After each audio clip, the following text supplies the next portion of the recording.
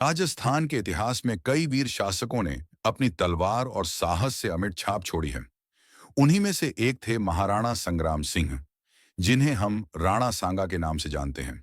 12 अप्रैल 1482 को जन्मे राणा सांगा मेवाड़ के महाराणा रायमल के सबसे छोटे पुत्र थे। 1509 में पिता की मृत्यु के बाद वे मेवाड़ के महाराणा बने। सिर्फ मेवाड़ ही नहीं, बल्कि पूरे राजपूताना को एक ध्वज तले संगठित करना उनका लक्ष्य था।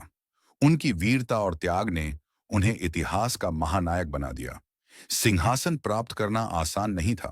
उनके बड़े भाई पृथ्वीराज और जयमल ने उन्हें मारने की कोशिश की, लेकिन सांगा बच निकले और अजमेर में शरण ली।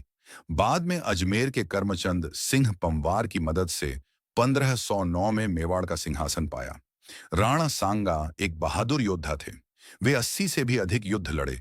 युद्ध भूमि में उन्होंने एक हाथ, एक टांग और एक आंख खो दी, लेकिन फिर भी उनकी वीरता और जज्बा कभी कम नहीं हुआ।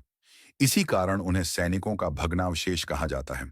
बाबर ने भी अपनी आत्मकथा में लिखा कि राणा सांगा अपनी वीरता और तलवार के बल पर अत्यधिक शक्तिशाली हो गया था।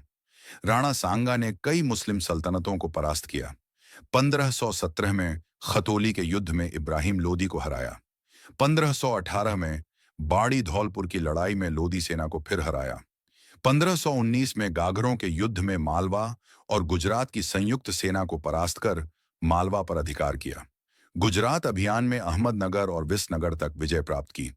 उन्होंने अपने साम्राज्य का विस्तार उत्तर में सतलुज नदी से लेकर दक्षिण में नर्मदा तक और पश्चिम में सिंधु से लेकर पूर्व में ग्वालियर तक कर दिया।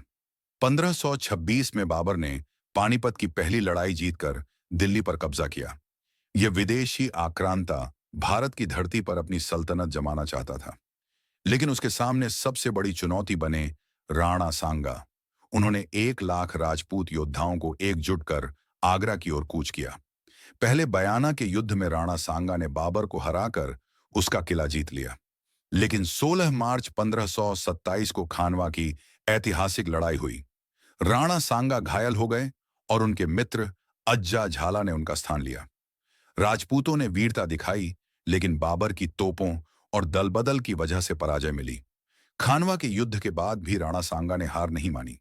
वे बाबर को फिर से चुनौती देना चाहते थे, लेकिन उनके अपने ही सरदारों ने उन्हें जहर दे दिया और 30 जनवरी 1528 को राणा सांगा इस दुनिया से विदा हो गए। राणा सांगा केवल मेवाड़ ही नहीं, पूरे राजस्थान के लिए वीरता और शौर्य का प्रतीक हैं। उनके नेतृत्व में राजपूत पहली बार एकजुट हुए और विदेशी आक्रमणकारियों का डटकर सामना किया। इतिहासकार उन्हें हिंदुपत की उपाधि देते हैं। राणा सांगा का जीवन इस बात का प्रमाण है कि मार्टिनाडा शरीर भले ही घायल हो जाए, पर वीरता और जज्बा कभी हार नहीं मानता। राणा सांगा, मेवाड़ के शेर, राजस्थान के अमरवीर।